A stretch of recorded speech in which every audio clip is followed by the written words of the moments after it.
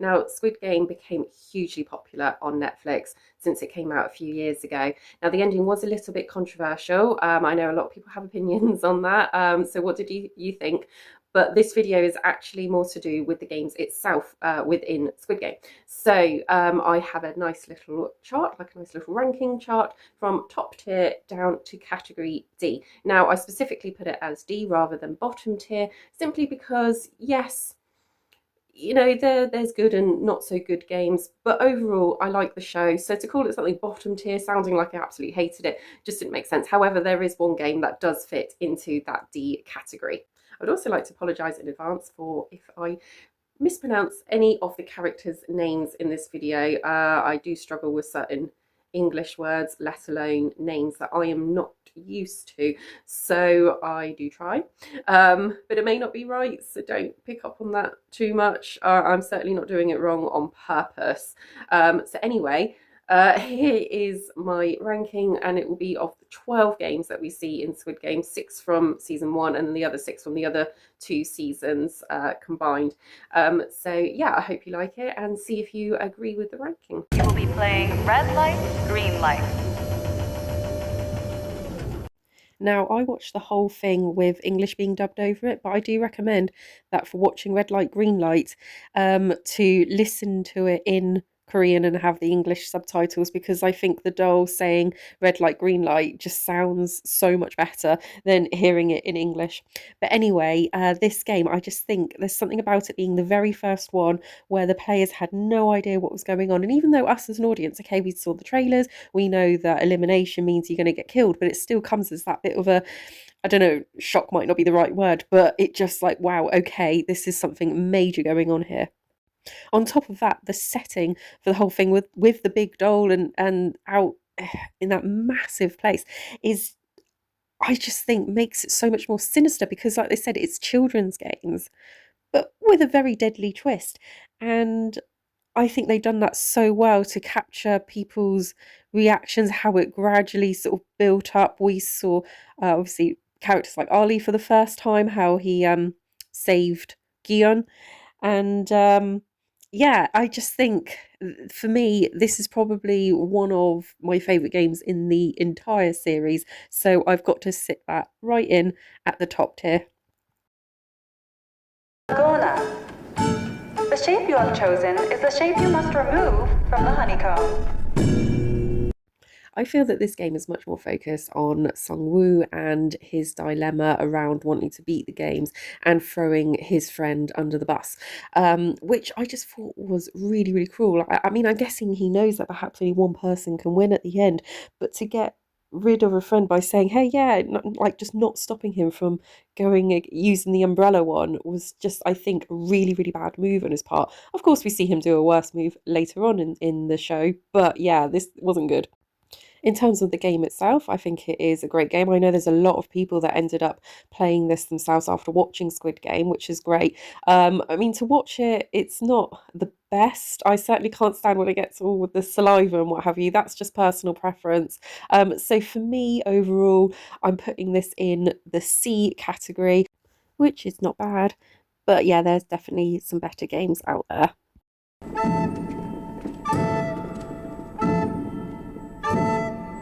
First of all, I just want to say that the sets that they use is absolutely brilliant. And I mean that both in terms of the show itself and, you know, the production, but also as if Squid Game was real and, you know, the game creators came up with that. I just think it looks absolutely brilliant.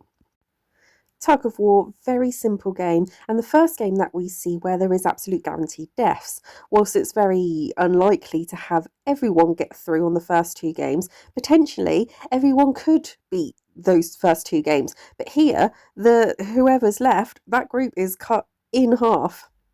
We've also got here a great example of Brain versus Brawn, an absolute classic. And the group of all the main characters that we see, I mean, yes, it's probably a bit predictable that that group's going to get through. But yeah, they're not the weakest, not when you compare it to some of the other teams that we've come across. And they found a way. And I really actually like how they did that with a sort of bit of a flashback to Ilnam talking about the strategy in the elevator. Now, it is quite a long game to watch when you think of the whole process of choosing teams, and and it ends. Well, there's a cliffhanger at the end of one episode, seeing the rest on the next episode. But I still think it's a good game to watch, so I'm going to put this straight in the middle in category B. Ali, look at me. No one can stop us if we work together. As far as the game goes, playing marbles is probably one of the more simpler ones. You've just got to get all your marbles off your opponent. You can even choose what game you want to do. And yet, they knew exactly what they were doing by not telling them that who you're partnered with is the person that you've got to defeat until you're already partnered, because they knew you were going to pair up with someone who you were closest to. Watching this game gets me every single time because of Sang-woo and what he did to Ali. Now, I get that it is survival, that if he let Ali win, that would mean he would die. I understand that. But to do that, such betrayal, just, oh my God. It's something that I've watched season 1 a few times now, and it still gets me. Ollie's face when he realizes what has happened, and to have your last few moments on Earth with that thought of what someone did to you is just awful. Technically, Guion also manipulated Ilnam, but that one's a bit different. We forgive that one a little bit more, not just because we then find out who Ilnam really is, but it's very different with, I guess, with his age, and you're probably thinking he's not going to really get further anyway, so we can understand that one. I think because of the intensity that the game actually shows us in terms of being a TV program, I absolutely love it. I think it's one of my favourites, and therefore it's got to sit in that top tier. Attention, please. The numbers you see on the mannequins correspond to the order in which you will be playing. The bit before the game where they have to choose what number they're playing as is an interesting bit of psychology, because of course to them they have no idea what that number means. And I remember watching it for the first time thinking, what is this? And you can really see it on Guion's face, like, what do I choose? And I quite like that as a setup for the game itself. Getting into the game, for the most part, it's 50-50. I don't know if you've seen the Squid Game, The Challenge. It's one I think was based in the US, but they did that game there, and they decided to, well, some of the players anyway, that each of them would take just a 50-50 chance, and then the next player behind them, so the next number along, would then take their 50-50 and sort of move along that way, rather than player number one constantly guessing until ultimately they get it wrong, because obviously the chances are very low of getting all of it right along the bridge every single time. It definitely has the feel that it is going into some sort of finale, and of course right at the end, just having 3 contestants remaining is really says something, considering how many there were to start off with. Overall, there's some good moments within watching the game itself, and of course this is something that I suppose anyone could do themselves at home, but not make it with glass that shatters, I suppose, or very up high. But other than that, it doesn't really do anything for me as a whole, so I'm going to put this in the C category. For the final game, you'll both be playing Squid Game. One of the reasons I like this game is because we've now got to that final. We're seeing it all end, just 2 people left. They're playing Squid Game, of course, what the whole show and all the games are all about. We saw a clip of how Squid Game was played in the very opening scene of the season. And not only is it a fight between 2 people, it's a fight between 2 best friends that have turned on each other. Well, more so Sang-woo doing the turning against than Guion has, because of what he has done. But yeah, it makes it more than just witnessing a fight taking place. It's very interesting that despite Sung-woo's desire to win, that he finally admits defeat. Maybe there's some sort of humanity that's hidden in him, or he just knows that, well, if I'm not going to win the money, at least someone can win and do something about it. Maybe he knows that Guion would take some of the money back to help his mother out. In terms of the game itself, I definitely prefer some of the other ones, or visually, just, as a viewer. But overall, there's pros and cons about it, so I'm going to sit it right in the middle in the B category. Time limit without being eliminated will win this game. Everyone! It's a new season, it's a few years later, and we're seeing red light, green light again. So I won't talk too much about the game itself because obviously that's the same as what we've seen before. But it's different in that we as an audience know a bit more what's going on, obviously through the eyes of Gian, who of course knows exactly what's going on, and he does what you would expect and tries to save as many lives as possible. I do love that this season we're seeing some of the soldiers behind the scenes as well. That definitely adds to it, and it's a very interesting take when you've got someone that the contestants can follow rather than just letting their fear run wild. And that's, of course, what got most people killed in season one. Obviously, that still happens here with a bunch of people running off, but it is less people that die at the end. Overall, it is just as good as the first time we see it, although I do have to give the edge to it the very first time just because it's the first game, it's the first time really properly getting into it. But I'm going to put this in the A category.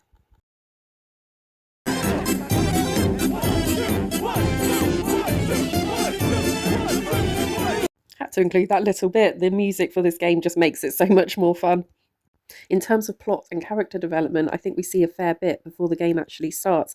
We are obviously seeing more with Ino, and also a lot of other characters, the dynamics and conflicts between them. The game itself shows exactly how harsh Squid Game can be because, of course, if one person messes up their game and runs down the time, then all 5 of them are eliminated. The gameplay itself, I suppose, is quite long for what it is.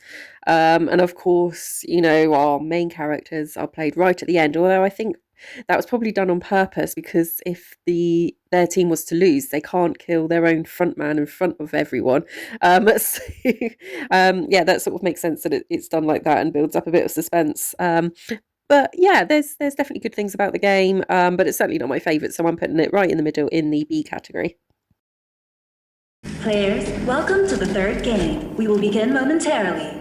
The game you will be playing today is Mingle. Mingle is another game with an absolutely amazing set. I love what they've done with the little carousel and all the coloured doors. I think it looks absolutely brilliant. What I also love about this is the complete chaos that this game brings as everyone's scrambling to get that one extra person or shoving people out of the way to get into their rooms.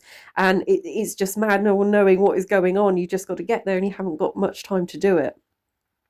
We are seeing a bit more of Ino's aggression, whether that's from, I'm wondering if it's bringing up old memories of him playing the game or he just doesn't care anymore.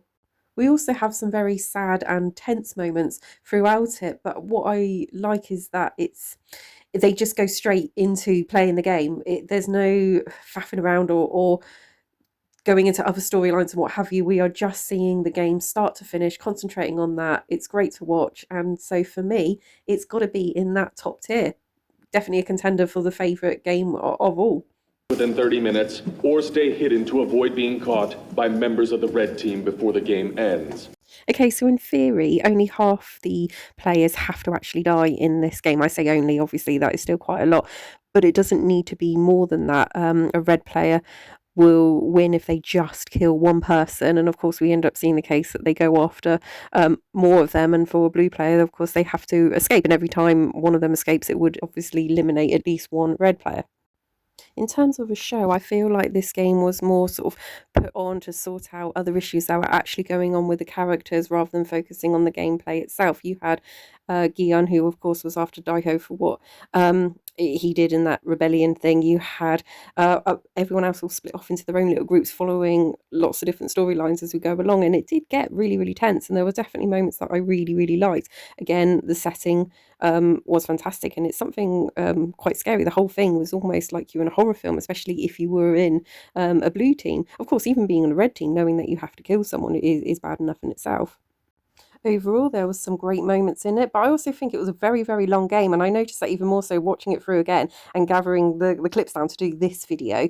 I noticed how long the whole thing was. So with that, I'm going to put that right in the middle in the B category.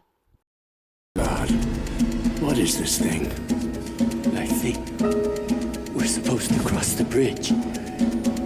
I would definitely be terrified walking into a room and seeing that, although again, also an impressive set. this game really fast forward the whole psychology behind Squid Games as a whole, that it's not just about winning and helping others to survive. We're seeing a lot more selfishness going on with people pushing others off just so they could win more money. I mean, what they could win split between them is a huge amount anyway. And the greed, as well as that survival mode, is just kicked in so much. Of course, we're seeing another main character, that is Johnny, who didn't make it through. So we are really whittling it down to just the last few players left now. It is an interesting and yet a very simple game, but I did notice that some of it dragged a little bit, especially when I was getting clips down for this video again. There were certain parts where some of the contestants were on that bridge for quite some time, waiting to get to the other side, but of course couldn't because they were threatened to be being pushed off. So overall, as the game and for the show, TV show element, definitely not my favourite, and I'm going to sit this in the C category. Players, congratulations, and welcome to the final game. This is it, the final game, the one that we have been waiting for since the start of season 1, the conclusion to an epic Squid Game series. And to be honest with you, I'm not sure that the game as a game itself fully delivered for me.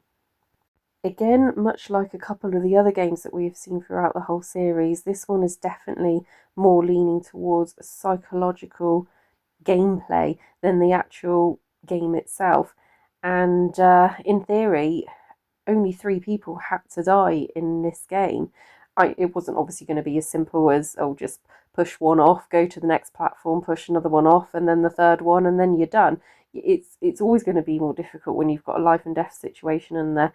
It's just, it ends up with the one winner, which of course was just the baby. Just, it sort of, it hurt in a way. Now, I know a lot of people did not like the fact that Guion died at the end.